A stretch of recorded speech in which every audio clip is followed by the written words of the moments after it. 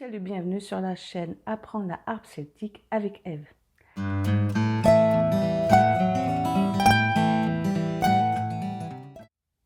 Alors depuis quelque temps sur la chaîne, vous avez vu apparaître des tutoriels. Ces tutoriels vont s'inscrire dans un programme complet que je suis en train de mettre en place et qui sera pérenne.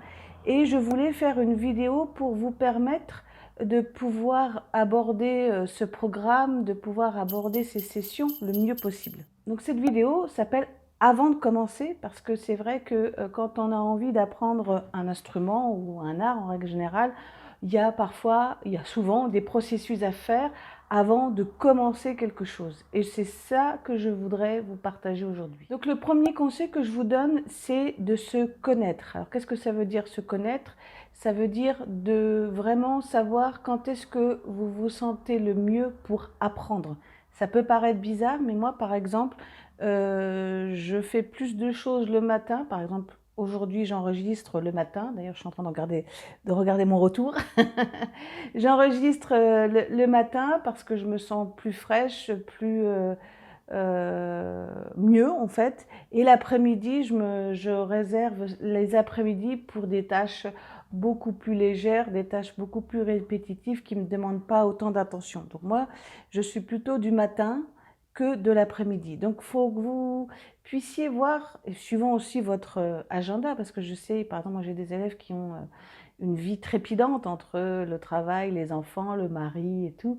Et bien, voilà, de réfléchir à quand est-ce que vous êtes le plus disponible pour vraiment prendre le plus de plaisir à apprendre. Alors la deuxième chose qui est importante, et j'avais fait une vidéo sur la chaîne anglophone, c'est de vous créer vraiment un espace de travail, un espace où la harpe sera toujours là, avec tout un environnement qui vous permettra, dès que vous avez 5 minutes, de vous poser, de ne pas tout sortir.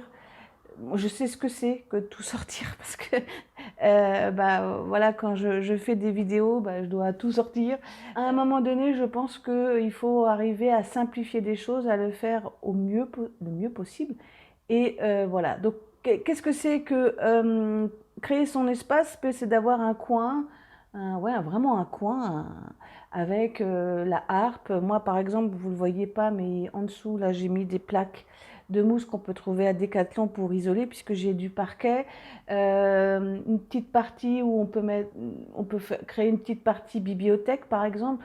Vous avez vos partitions, vous avez des livres, vous avez tout ce qui concerne, en fait, votre passion qui est la harpe, et puis tous les accessoires qui vont avec le banc, le banc, la clé d'accord, l'accordeur, enfin tout ça. Peut-être votre iPad par exemple, si vous suivez des cours en vidéo via Zoom, et d'avoir toujours ça à portée de la main de façon pratique pour que vous vous disiez pas « Oh là là, il faut que je ressorte tout et tout ». Voilà.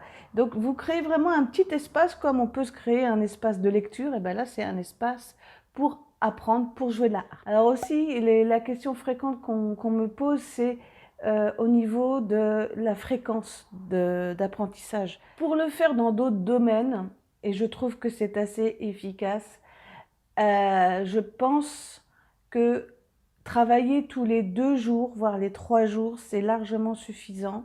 Tous les 2 jours, c'est bien.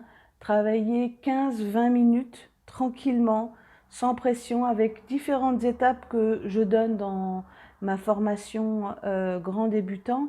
Ça, je pense que c'est important, voilà, d'avoir une fréquence, par exemple, se dire 3 sessions par semaine de 15-20 minutes, comme on fait au sport, parce que le faire tous les jours, c'est pas la bonne solution. J'ai des gens qui me disent oui, je travaille 1 heure par jour et tout.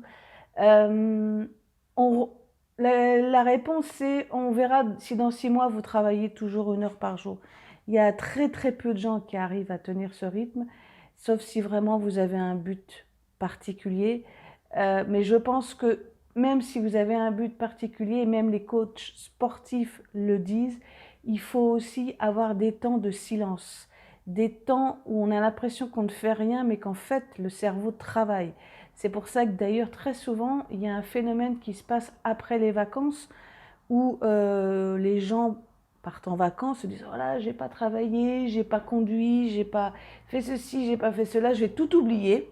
Je ne sais pas si vous avez déjà connu cette sensation-là. Et en réalité, le cerveau, lui, a continué à faire un travail de fond, à mettre en place les informations, ce qui fait que ça permet vraiment, en fait, de redécouvrir un certain nombre de choses. Certes, il a fait un tri, donc parfois vous oubliez des choses, mais en réalité, c'est beaucoup plus constructif de faire comme ça que de vouloir vraiment faire du bourrinage et que suivant l'âge que vous avez, voilà, si je discute avec quelqu'un qui a plus de 50 ans, il vous dira que ça, il ne peut pas le faire.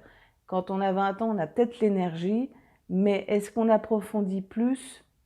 C'est une autre question. Donc voilà, donc la fréquence, ça serait tous les 2 jours, 3 jours, à raison d'une session de 15-20 minutes. La petite astuce que je vous donne, c'est mettez un timer, comme pour le sport. Vous mettez un timer, vous faites votre petit programme. Parfois, vous allez être étonné en disant « Oh, c'est déjà fini !»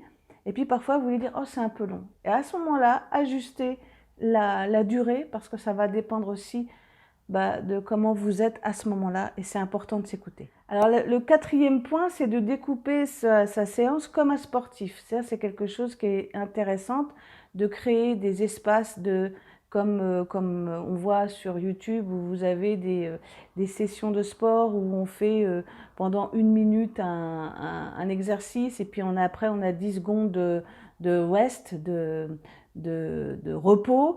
Là, vous pouvez faire ce système-là, alors peut-être pas 1 minute d'exercice, mais quoique.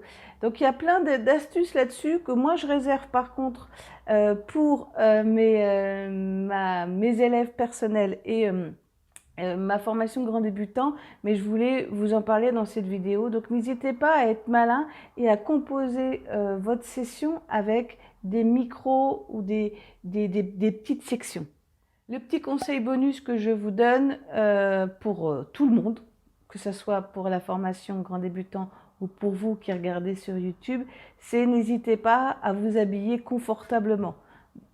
Comme pour une séance de sport où on essaye de s'habiller avec des vêtements qui sont adaptés au sport, essayez de vous mettre à l'aise, même en pyjama, en bas de pyjama par exemple, pourquoi pas, personne ne va vous regarder, de vraiment, voilà, d'être habillé confortablement pour que vous puissiez respirer, parce que combien de fois je vois des gens qui jouent en apnée, ça c'est pas bien.